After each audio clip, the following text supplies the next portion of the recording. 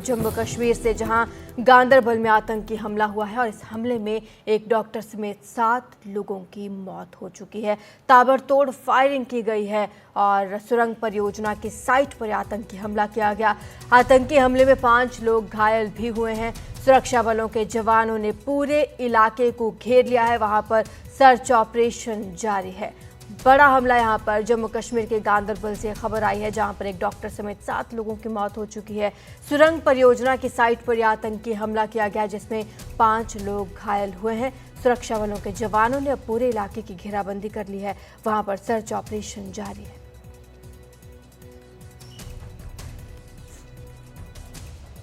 दोनों जो migrant workers थे, जिसमें इंजीनियर और डॉक्टर भी शामिल हैं, वो उन पे अटैक किया गया। वर्कर्स शामिल थे। शाम का वक्त था जब वो खाना खाने के लिए, डिनर के लिए जा रहे थे। मेस जो था, ऑफिसर्स मेस, उस पे भी फायरिंग हुई और जो वर्कर्स मेस था उस पे भी फायरिंग हुई। जैसा मैंने बताया, दोनों लोकल भी हैं, माइग्रेंट भी हैं, जो वर्कर्स, नॉन लोकल वर्कर्स यहाँ काम करने के, और लोकल भी यहाँ के हैं। 5 घायल है। घायलों में कम से कम एक की हालत कहते हैं कि गंभीर है। पूरे इलाके उसको कार्डन किया गया है। पुलिस के सीनियर अधिकारी जो हैं वहां रश किए हैं ताकि आतंकियों को गिराया जाए। इतला के मुताबिक रिपोर्ट्स हैं कि जो हमलावर थे, आतंकी थे, 2 थे, उन्होंने फायरिंग की और उसके बाद एक राइफल वहां उनकी छूटी है। कहा जाता है इंसास राइफल वहां एक छूटी है। तो ये मिस्ट्री है कि इंसास राइफल भी छूटी, क्योंकि नॉर्मली आतंकी या तो M4 राइफल का इस्तेमाल करते हैं या AK-47 या AK-56 का इस्तेमाल करते हैं। इंसास राइफल का इस्तेमाल, क्योंकि ये बड़ी राइफल होती है तो इसका इस्तेमाल नहीं करते हैं। तो वो भी एक मसला है कि क्या आतंकी ये भी राइफल्स अब इस्तेमाल कर रहे हैं। गगनगीर इलाका है ये, सोनमर्ग में है।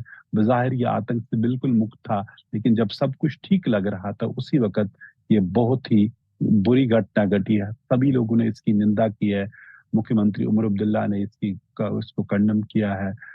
नितिन गडकरी जो रोड के मिनिस्टर हैं, ट्रांसपोर्ट और रोड के मिनिस्टर है, क्योंकि ये जो वर्कर्स थे ये टनल पे काम कर रहे। ये टनल जो थी ये बन रही है श्रीनगर और लद्दाख रोड पे। 2 टनलें बन रही सोनमर्ग में।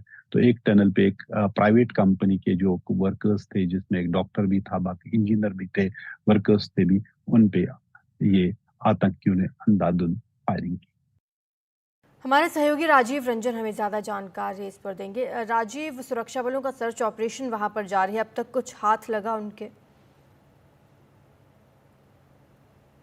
देखिए, अभी आधिकारिक तौर पर कुछ नहीं कहा गया है, लेकिन इतना ज़रूर बताया गया है कि पूरे इलाके की घेराबंदी कर ली गई है और जो सुरक्षा बलों का ऑपरेशन जारी है। हो सकता है कि किसी वक्त ये खबर आ जाए कि आतंकी मारे गए हैं, पक्के तौर पर नहीं कहा जा सकता है, क्योंकि जो शाम की घटना है और उसके बाद जो सुरक्षा बलों ने एक कह सकते हैं कि पूरे इलाके की घेराबंदी कर लिया गया है। और रात को आप जब कोई भी इस तरह आतंकियों के खिलाफ ऑपरेशन करते हैं तो उसमें कई सारे एहतियात बरतने होते हैं, और खासतौर से उस लिहाज से कि कम से कम खुद की कैजुअल्टी नहीं हो जाए।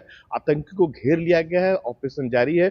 और इसकी आप ये भी समझ सकते हैं कि गृह मंत्री ने खुद ही कहा, अमित शाह ने कहा है कि जिन आतंकियों ने इस कायराना हरकत को अंजाम दिया है उन्हें किसी भी सूरत हाल में बख्शा नहीं जाएगा। जम्मू कश्मीर के उपराज्यपाल मनोज सिन्हा ने कहा है कि हमने सुरक्षा बलों को, यानी जम्मू कश्मीर पुलिस की बात करें, सीआरपीएफ की बात करें, सेना को पूरी आजादी दी है। जिन्होंने हरकत किया है, जिन्होंने आतंकी कृत्य किया है, उनको किसी भी सूरत में बख्शा नहीं जाएगा, उनको मार गिराया जाएगा। और सबसे बड़ी बात आप ये देख लीजिए कि जो आतंकियों ने जो हरकत किया है उसके पीछे की अगर सोच अगर देखें तो पिछले हफ्ते ही जम्मू कश्मीर में नई सरकार बनती है। लोग भारी तादाद में वोट देने के लिए सामने आते हैं, अपना नुमाइंदा चुनते हैं, और उसके बाद आतंकियों ने उन लोगों को निशाना बनाया जो जम्मू कश्मीर में विकास चाहते हैं। यानी जो सुरंग परियोजना जुड़े हुए थे वहां सड़क बनते हैं, और ये सड़क बन रहा है किस लिए बन रहा है कि आपको बता दें कि श्रीनगर से जब आप ले जाते हैं, करगिल द्रास के लिए जाते हो, तो पहले जो सड़क वहां बनी हुई है वो ऑल वेदर नहीं थी। यानी जब बर्फबारी होता था तो उस दौरान तो ये सड़क जो है कुछ महीनों के लिए बंद हो जाती थी। तो अब इस तरह से कोशिश हो रही है सुरंग बनाकर कि सालों भर ये रोड जारी रहे, और जो लोग विकास चाहते हैं, बाहर से जाकर वहां काम कर रहे हैं, उनको आतंकियों निशाना बना रहे हैं। आपको यही बता दें कि 3 दिन पहले जो शोपियां में इस तरह बिहार के मजदूर की हत्या की गई थी। तो जाहिर सी बात है कि जो अमन पसंद जो जम्मू कश्मीर जो माहौल चल पड़ा है, ये आतंकियों को रास नहीं आ रहा, और खासतौर से जो सीमा पार जो उसको आका बैठे हुए हैं, वो लगातार इस तरह से निर्देश दे रहे हैं कि जम्मू कश्मीर की जो माहौल जो बेहतर हुआ है, अच्छा हुआ है, उसको आप खराब कीजिए। जी। इस पर गृह मंत्री अमित शाह की भी प्रतिक्रिया आई है। राजीव, क्या लगता है वहां पर अब ज्यादा सुरक्षा बल की तैनाती करने की जरूरत है? देखिए, फिलहाल जो जानकारी उस इलाके में जो सुरक्षा बल हैं पर्याप्त हैं। पहले से जो चुनाव से पहले जो है एडिशनल फोर्सेस की तैनाती की गई है, खासतौर से जम्मू एरिया की बात करें, कश्मीर के एरिया की बात करें।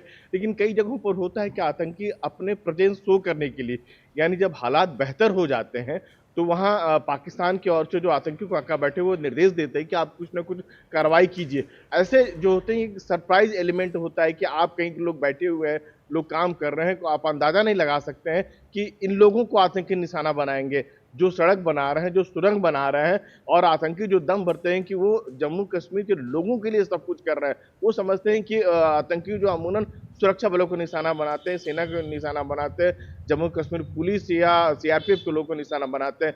उन लोगों को निशाना नहीं बनाते कि जो एक सुरंग परियोजना से जुड़े हुए हैं, जम्मू कश्मीर के बेहतरी के लिए, विकास के लिए, तरक्की के लिए काम कर रहे हैं। तो ऐसे जगहों पर सरप्राइज एलिमेंट जरूर होता है, लेकिन सुरक्षा बलों ने भी कमर कस ली है कि जिन आतंकियों ने हरकत किया है, पूरे इलाके की घेराबंदी कर दी गई है और सुरक्षा बलों का ऑपरेशन जारी है।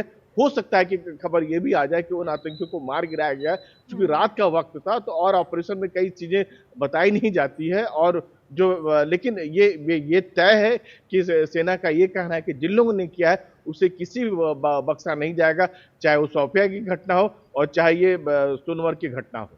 शुक्रिया आपका इस तमाम जानकारी के लिए राजीव। गृह मंत्री अमित शाह ने भी सोशल मीडिया पर ये पोस्ट किया है इस पूरी घटना के बाद, और उन्होंने लिखा है कि जम्मू कश्मीर के गगनगीर में नागरिकों पर हुआ ये कायरतापूर्ण आतंकी हमला कायरतापूर्ण घृणित कृत्य है। इस जघन्य कृत्य में शामिल लोगों को बख्शा नहीं जाएगा। उन्हें हमारे सुरक्षा बलों की ओर से कठोरतम जवाब का सामना करना पड़ेगा। इस अत्यंत दुख की घड़ी में मैं मृतकों के परिवार के प्रति अपनी हार्दिक संवेदना जाहिर करता हूं। घायलों के शीघ्र स्वस्थ होने की प्रार्थना करता हूं। तो यहाँ पर कड़ा जवाब देने की उन्होंने बात की है। सुरक्षा बल लगातार सर्च ऑपरेशन में जुटे हुए हैं।